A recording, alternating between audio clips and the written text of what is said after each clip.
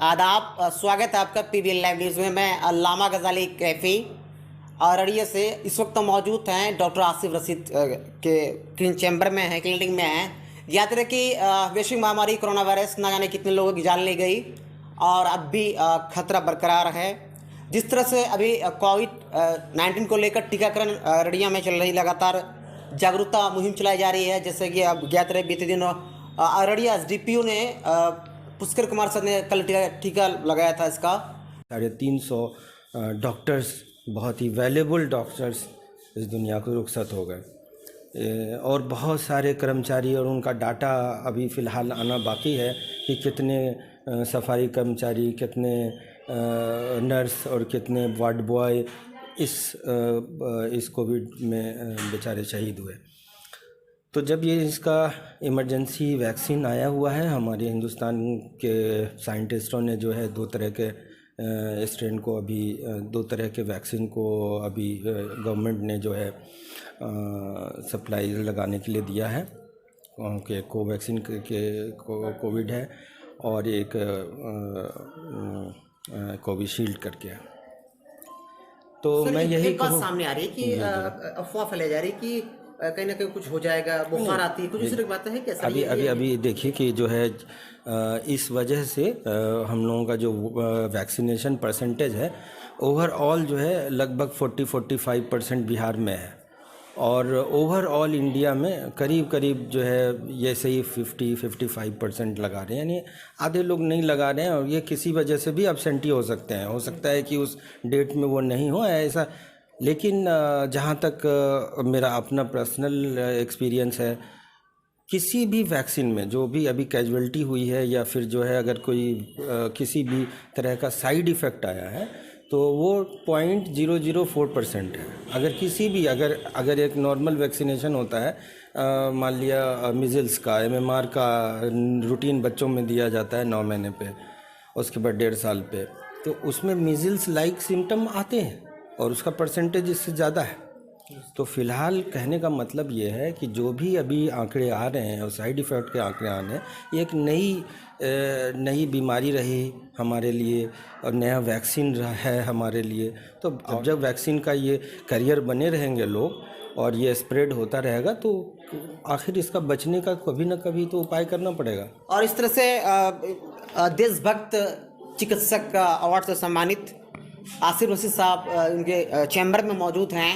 इन्होंने स्पष्ट कहा जब भी टीका की बारी, इससे कभी भी वैश्विक संक्रमण जो रोग होते हैं कहीं ना कहीं कुछ परेशानियां आती है थोड़ी बहुत, बहरहाल। लेकिन सर एक बात जरा लास्ट सवाल आपसे ये है कि इससे पहले भी इस तरह की संक्रमण जो रोग है आई थी, तो उस वक्त कुछ बातें उस तरह की कोई है जब बहुत सारी नहीं देखिए, ये एक बहुत सारी हमारी रूटीन इम्यूनाइजेशन है जो बच्चों को BCG से लगता है। कुछ वैक्सीन जो है BCG जो हमारे जानते हैं कि ट्यूबरकुलोसिस के लिए होता है और बहुत सारे MMR वगैरह और बहुत सारी जैपनीज इंसेफ्लाइटिस हमारे यहाँ पर एंडेमिक है मुजफ्फरपुर के एरिया में। तो एक रूटीन वो भी जैपनीज इंसेफ्लाइटिस का भी वैक्सीनेशन होता है। तो इन सब में ये इसका मतलब क्या है कि ये जानलेवा है सब। ये जो हम लोग सुनते हैं कि ये हमने DPT का लगवाया या टेटनस का लगवाया या जो बच्चों में जो रूटीन इम्यूनाइजेशन होता है, ये सब जानलेवा मर्ज है ना। इससे रोकने के लिए ये काफ़ी लीथल थे और ये भी लीथल था। तो ये जैसे हार्ड इम्यूनिटी आएगी, लोग जैसे इन्फ्लुएंजा H1N1 आया उसकी वैक्सीनेशन होती है। तो ये तो एक प्रोसेस है। जैसे जैसे नई चीज़ें आती हैं तो लोग उसको इम्यूनाइजेशन में जोड़ते जाते हैं। पहले रोटा वैक्सीन नहीं था, रोटा एक वायरल जिससे ज़्यादा डायरिया होता है, तो ये कुछ दिन पहले ही रूटीन इम्यूनाइजेशन में जोड़ा गया। तो ये चीज़ें प्रोसेस जो चलती रहेंगी, दुनिया में नई चीज़ें आती रहती हैं और उसके लिए लोग तगोदो होता है, नई चीज़ें आती हैं, वैक्सीन लेना होता है प्रोटेक्शन के लिए, जान को बचाने के लिए, मास लेवल पर कैजुअल्टी के लिए, है ना। अगर अगर किसी एक को होता तो फिर कोई एक बात नहीं, वो तो नॉन कंटामिनेशन है। अगर एक दूसरे को फैलाता है कोई चीज़, पेंडेमिक हो जाती है। जैसे हार्ड इम्यूनिटी आएगी, लोग जैसे इन्फ्लुएंजा H1N1 आया उसकी वैक्सीनेशन होती है। तो ये तो एक प्रोसेस है, जैसे जैसे नई चीज़ें आती हैं तो लोग उसको इम्यूनाइजेशन में जोड़ते जाते हैं। पहले रोटा वैक्सीन नहीं था, रोटा एक वायरल जिससे ज़्यादा डायरिया होता है, तो ये कुछ दिन पहले ही रूटीन इम्यूनाइजेशन में जोड़ा गया। तो ये चीज़ें प्रोसेस जो चलती रहेंगी, दुनिया में नई चीज़ें आती रहती हैं और उसके लिए लोग तगोदो होता है, नई चीज़ें आती हैं, वैक्सीन लेना होता है प्रोटेक्शन के लिए, जान को बचाने के लिए, मास लेवल पर कैजुअलिटी के लिए, है ना। अगर अगर किसी एक को होता तो फिर कोई एक बात नहीं, वो तो नॉन कंटामिनेशन है। अगर एक दूसरे को फैलाता है, कोई चीज़ पेंडेमिक हो जाती है, तो उसके लिए तो वैक्सीनेशन मस्ट है और हम लोगों को उसके लिए आगे बढ़ना चाहिए। सर क्षमा की प्रार्थी, लास्ट सवाल।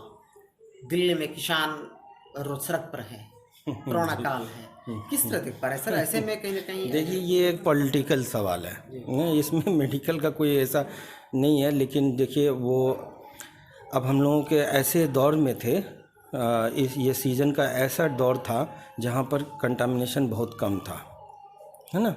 अभी देखिए कि लास्ट डे कल की न्यूज़ में ये है कि दिल्ली में एक भी कैजुअलिटी कोरोना से नहीं हुई है, ठीक है। तो ये हमारे स्प्रेड का बहुत लाभ, उस भीड़ तो फैलाता ही है, इसे रोकना ही चाहिए। और ये सरकार और किसान के बीच में एक मसला है, जो एक जुडिशियर और एक पार्लियामेंट का एक डिसीजन पर वो चल रहा है, वो एक पॉलिटिकल है। बहरहाल डॉक्टर आसिफ रशीद साहब कह रहे थे पॉलिटिकल इशू, तो इसलिए मैंने कहा था क्षमा के प्रार्थी हैं। भीड़ तंत्र में कोरोना काल में जब देश भर में जागरूकता मुहिम चला रही है, पीबीएन लाइव न्यूज़ टीम इनके चैम्बर पर है। और ख़ास बात ये कि यदि बात की जाए जिले भर में चिकित्सकों की फहरिस्त में सारे फहरिस्त आते हैं, जहाँ भी जब भी इस तरह कोई बातें होती हैं, इनके नाम कहीं ना कहीं सुनने को मिलता है। परिचय के